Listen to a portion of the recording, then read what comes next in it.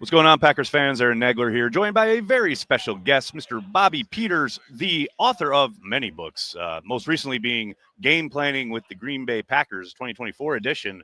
Bobby, thanks so much for joining me. Of course. Thanks for having me. Before we dive into the Packers offense and everything that you looked at, going back and kind of breaking down all the plays, you've been doing this for a while now. I mean, you and I have really kind of known each other online for, I want to say, like 5-6 years, something like that. And you've been producing these kind of manuals, essentially going over the season that just ended and kind of breaking down plays on the offensive side of the ball. What got you started doing this? How long have you been kind of thinking about it and putting it into action? And how's it been going?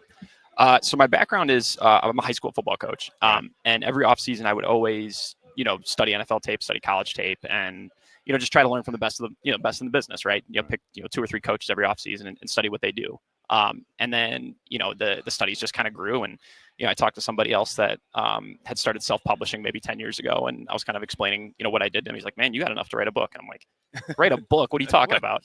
So that's kind of how it started. And then at first, my first like official manual was the 2018 Bears. So that was Matt Nagy's first year there. Right. And then I upped my diagram game. Those diagrams are pretty rough looking.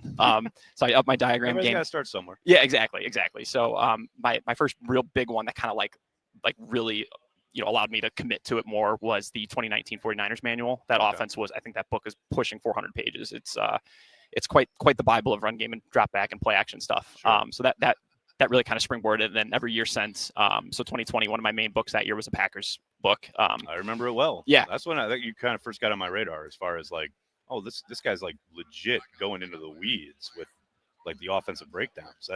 That was fun. Yeah, no, and I I keep that in mind, right? So like, obviously I have the coaching background, but I want to write these, especially the manuals, and thread that line between educated fan and coach, right? So like coaches, coaches in the league, college coaches and high school coaches can pull, nuggets from it. But at the same time, someone who watches a lot of football and pays attention could understand what I'm talking about too. So when I write, I try to thread that needle. It was so funny. Yesterday you came up when we saw each other for the first time this year here at Radio Row, and you handed me the book, and which I'm very excited about. I'm diving in. But one of the first things you said is, what happened to the passing game? And like, it's disconcerting to me that you say that because you're the one actually going through and breaking down play by play. What did you find when you're looking at this Packers offense last year? Because a lot has been made, and we talked a little bit about this, as far as the power running game really coming to the fore in a way that hasn't really been there under LaFleur. They've been very predominantly zone as far as their running game goes. Until this season, entered Josh Jacobs, and they obviously found something there. A, what did they do so successfully on the ground? And then B, and I think we'll have a larger conversation, what happened to the passing game? So the run game was a lot of fun to study this year. So they, like you said, they expanded and they really delved into different various gap schemes, and even as recently as the 23 book that I wrote on them, they were a heavy duo team, 11 personnel duo, and then obviously the zone complements, and then they kind of sprinkled some gap stuff in. They really toned down the duo and got into a lot more multiple gap schemes. And then they really focused on what are called auxiliary runs. So like game plan specific runs, like whams, traps, or different types of bluff actions, end around type of stuff. And they really had a lot of success with those types of plays. And I wanted to make that a focus of the book because that's good stuff. So that's growing their inventory and menu of run game stuff really paid off well. And the coaching staff did a phenomenal job of game planning it week to week too. Yeah. You can't just call that stuff, if like a play call like wham, if you can't really call that against like an odd front. You have to game plan it against even front teams that want to get up the field. And they did a good job of matching stuff like that up real well. The pass game, like we talked about yesterday, it definitely, there's a little bit of it's a mystery. I think without, talking to the coaching staff, we're left guessing a little bit on the outside. I think what made them really successful in 23 was Jordan loves obviously the blend of play action with drop back. There was a good balance between the two, especially on early downs with the play action stuff. There was an element of Jordan Love had a really good feel in 23 of, okay, when to push the ball downfield, when to kind of push the envelope with that, but also when to take the check down, because the coaching staff does a phenomenal job of what's called check down distribution. The options are there. Yeah. Definitely. Yeah. They do a really good job of getting 4 and 5 out into the pattern instead of forcing Love to just read 1 to a check down too, which is something that like Ben Johnson and Kevin O'Connell are doing really well right now too. It's kind of like the vogue thing in the league is to really try to, when you call play action, instead of max protect and get as many out, to give your quarterback options. Before back in the day, you'd have to 1 to 2 and then you'd have to take off. stuff. And Jordan Love did a phenomenal job in 23 of when the defense took away the downfield stuff, he would hit the underneath checkdowns.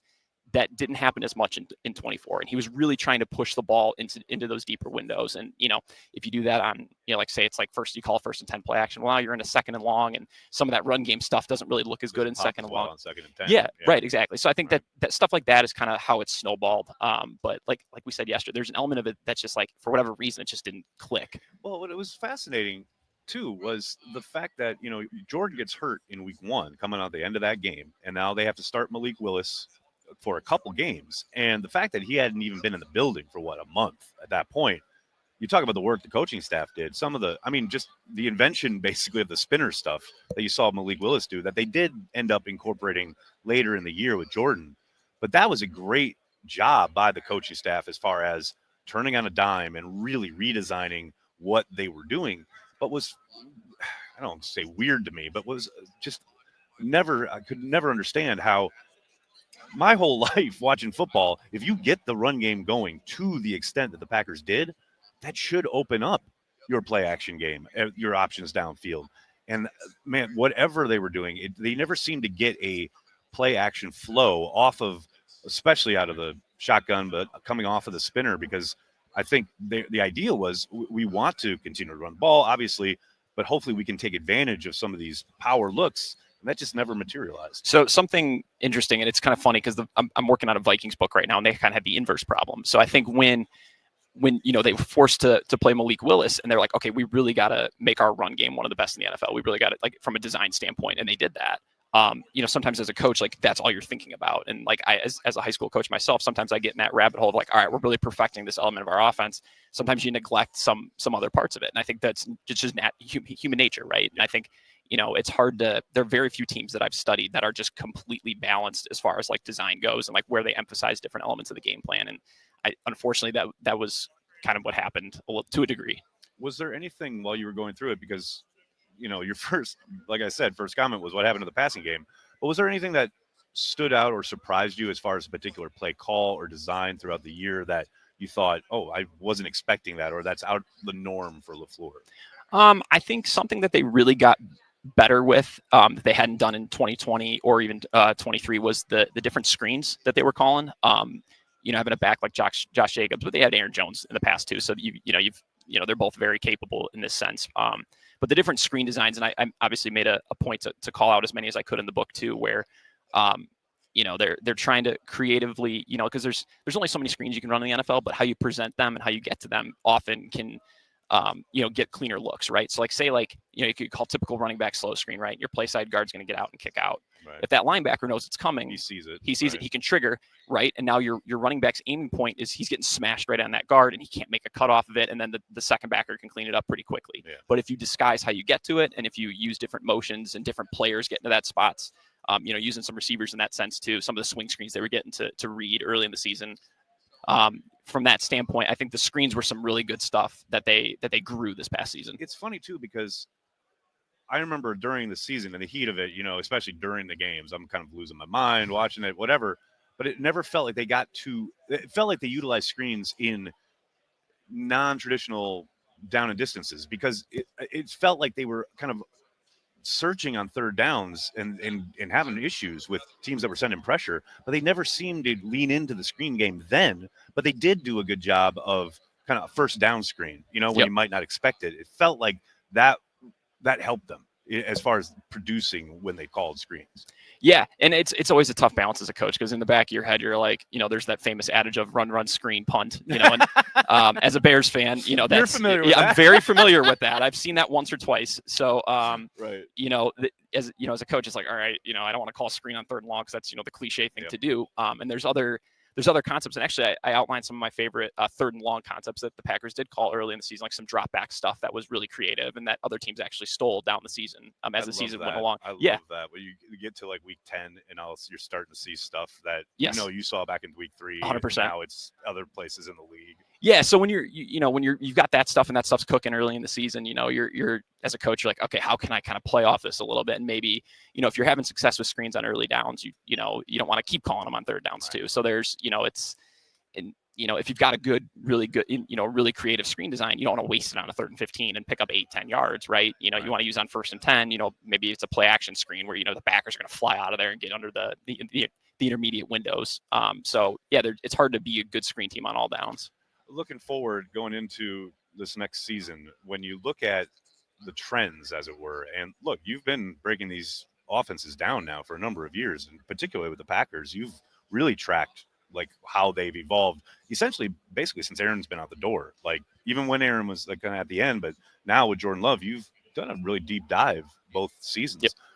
What do you think if you're the coach? You're giving Matt LaFleur's job, and you're trying to come up with a way forward. What would you lean into? Where would you go with this offense? Well, that's a great question. I think definitely, where they're at right now, I think kind of taking a hard look at some of the play action drop back stuff. I think they definitely had some good drop back stuff in 23. A few concepts in particular come to my mind that they were really good at, and they just weren't anywhere near as good as them in 24. I think whether it was the design got stale or they just, didn't want to call it for whatever reason situationally. Get to it a whole lot. Yeah, I think there's definitely room to grow in the drop back game as far as like kind of stealing and plucking some different things. Like, I'm wrapping up a Vikings project right now, and some of the stuff Kevin O'Connell does with his 5-step and 7-step stuff is fantastic. And I think there's a lot of things that teams can pull from it. It's not just, especially where the league is right now, right? You've got so many McVay, Shanahan disciples that have kind of, Matt LaFleur does his own thing, but like that's kind of the bones of the offense, right? That's the terminology comes from. That's where like the structure of it comes from. I think now with so many of that around the league, like everybody's running similar stuff. Yes. One thing that Kevin O'Connell did really well was he kind of branched out and like tweaked some of that stuff. Like he sat down, he's like, okay, how can we make this better? And I think taking a hard look at some of that stuff, you can make reads easier for Jordan Love. You can get that first guy in his read open more often, so he doesn't have to kind of sit there and hitch up and do those different things. I couldn't agree more. Yeah. That's a big component where it got to points last year where it felt like McCarthy was back calling plays because it was like ISO stuff where if my guy doesn't win off the line, I've got nothing. Yeah. And it was weird to see a LaFleur offense operate like that. And I'm glad you brought that up because I did want to ask with the McVay, Shanahan, and now LaFleur kind of proliferation around the league, is there, it seems like, and I know this is kind of maybe specific to the division because I think Aaron Glenn and, the Vikings, they've done a very good job now of countering a lot of that, especially the Vikings. Is that like the case of the league starting to maybe catch up a little bit and have some answers to what traditionally the Shanahan stuff was all about? Oh, for sure. I mean, especially if you look at, kind of the two godfathers of it, right? Like Kyle and Sean, like if you look at their offense now versus what they did 2-3 years ago, it's hard to even recognize some of it, right? Like the Rams are a great example. I just wrapped up a game planning book for the 24 Rams, and the amount of duo they run now versus what they ran, 3-4 years ago is drastically different. And the way they approach their zone running game is drastically different. Like the bones are still there, but like kind of, okay, what do we really have to lean into? How are defenses trying to game plan us? I think each system is unique in their own ways too, right? Like the Rams leaned into duo, the Packers kind of got away from duo this year. And both, obviously the Packers were real successful with the different adjustments they made in the run game. But I think the different buckets for each system are relatively similar, but where they pull from each season, depends on personnel and depends how defenses are playing them. But they're like to your point, there's a little bit of catch up, but I think these teams are so good at evolving and changing, they can stay ahead of it. I love it.